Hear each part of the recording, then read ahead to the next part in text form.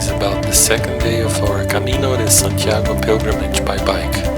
We've done this on the 26th of May 2015, and according to my Garmin, it took us just under 8.5 hours to complete the 80 kilometers that separates Roncesvalles from Puente La Reina, where we decided to stay for the night. Together with me was Fernando, my pilgrimage partner. Having done only 30 kilometers the day before, we wanted to push ourselves a little, to bring us closer to the average 60 kilometers per day we had planned to do all the way to Santiago. This proved to be unnecessary later, but when you have a return date planned, you have to account for some spare time in case you run into any problems during the journey. We also had the intention of riding further to Cape Finisterre if we got to Santiago with time to spare. Roncesvalles is still situated midways up in the mountain. The ride starts with an initial descent of about 200 meters in total, with a few ups and downs in the first 17 kilometers, until the town of Erro, where you start a 3-kilometer climb to the Alto de Erro, which is at 801 meters at its highest point. We stopped there for a few minutes to take some pictures. I had only eaten a banana and a cereal bar as we left Roncesvalles. This became more or less the norm for me during the ride, with a proper breakfast stop later along the way. After our short stop at the Alto de Erro, we rode for another 7 kilometers and decided to stop for breakfast in Zubiri, which is a little village 28 kilometers from Roncesvalles. It had taken us 2.5 hours to get there, and by that point I was really hungry. Zubiri is a lovely small village. It's the point where we first met the river Arga, which runs parallel to the road almost all the way to Pamplona. The village appears to live entirely off tourism generated by the pilgrims, as there seem to be too many hostels and hotels for such a small place. Moving on, we continued on the N135 road, or carretera as it's called in Spanish, all the way to the outskirts of Pamplona, where we took a cycle path along the river Arga, which runs parallel to the road for at least 20 kilometers, and also crosses a portion of Pamplona. As we got to the outskirts of Pamplona, we stopped for a minute to contemplate and take a few pictures of the serene scenes the river Arga was providing us.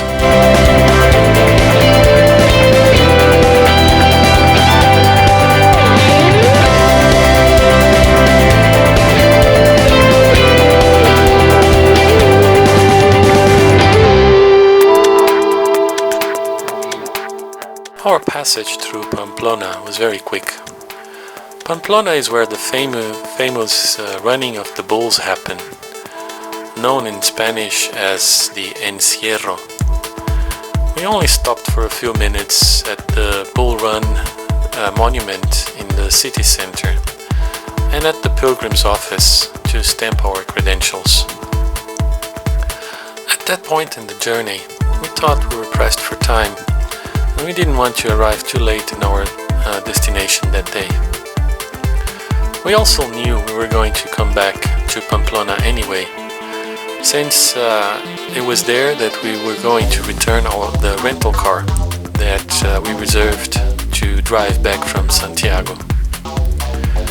We crossed the city and got a little bit lost in the park where the citadel is located. But that allows us to stop for a minute and take a few pictures. It's a really impressive example of an old military complex.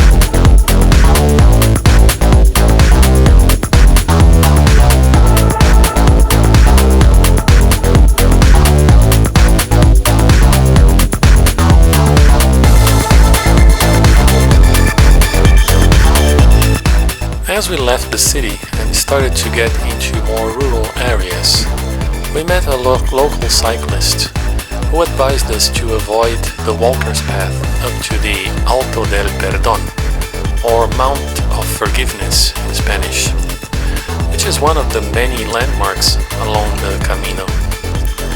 The company that runs the wind turbines on that mountain has created a number of bronze sculptures to celebrate the pilgrims who climbed it. The route over the road is about 4 kilometers longer than the walker's path.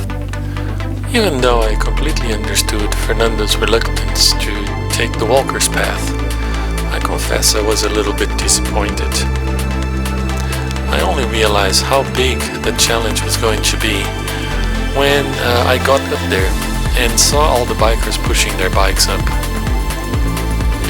We took the NA 6004, then a left turn on the NA 1110, which runs parallel to the A12 motorway in the direction of Astrain.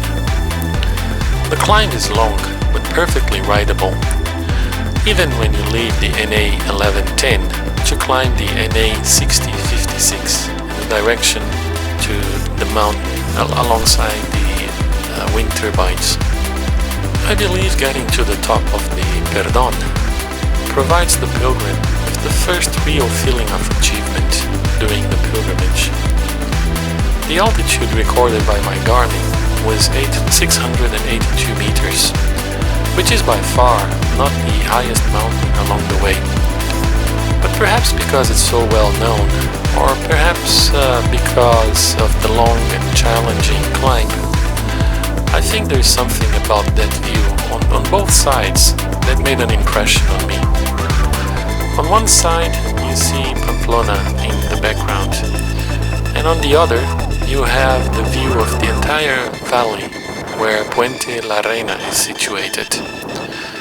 It's a really magnificent view, but I guess the pictures are worth more than 1,000 words. And by the way, if you ever wondered why there are so many wind turbines in Spain, the noise you'll hear in a moment should provide a clue.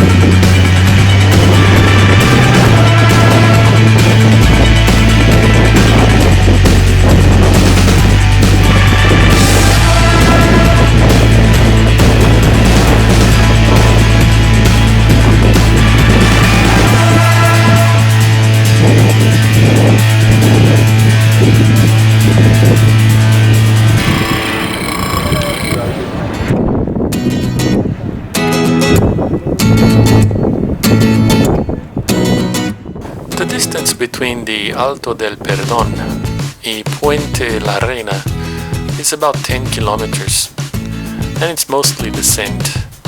So after the Perdón, you get to Puente La Reina pretty quickly. And what a lovely town Puente La Reina is, and its impressive main landmark, the Romanic bridge over the River Arga. It was built by Queen Major, hence the name Puente La Reina, or Bridge of the Queen, to allow the pilgrims to easily cross the Arga. We stayed at the Albergue de Peregrinos de los Padres Reparadores, or roughly translated, Pilgrims Hostel of the Father Repairers, something like that, which costs just 5 euros a night. The albergue is very simple, and if you are too fussy, you may have issues with the shower rooms and the fact that there are almost no power outlets in the bedrooms.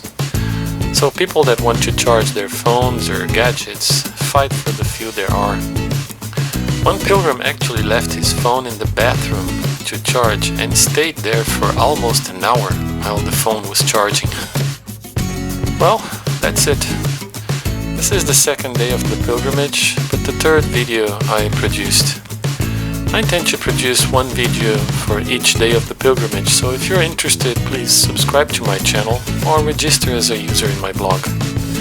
Thanks for watching.